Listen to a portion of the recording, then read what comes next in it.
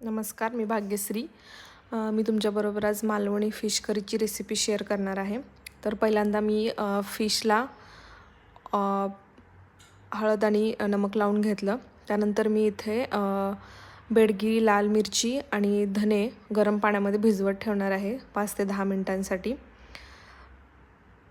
त्यानंतर मी इथे ओलं खोबरं घेतलेलं आहे. त्यामध्ये अद्रक, लसूण, 2 हिरव्या मिरच्या, थोडीशी चिंच, थोडासा कांदा आणि कोथिंबीर ग्राइंडरमध्ये बारीक करून घेणार आहे. त्याचबरोबर लाल मिरची आणि धने जे की आपण मगाशी भिजत ठेवले होते.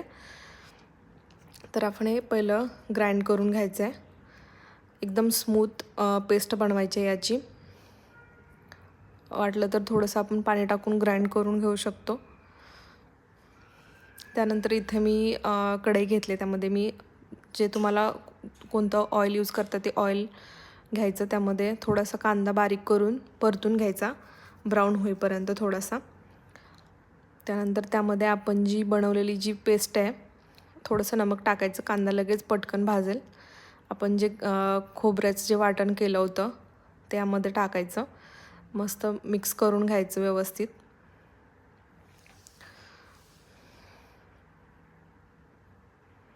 त्यानंतर त्यामध्ये कोकम टाकायचं, त्याने की छान आंबट तिखट अशी करी होईल. त्यानंतर मी इथे सवाईचा फिश रस्सा मसाला यूज करते.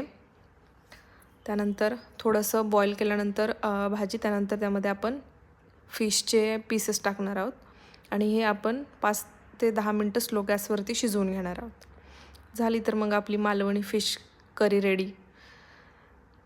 गरम गरम भाकरीबरोबर किंवा भाताबरोबर तुम्ही सर्व करू शकता.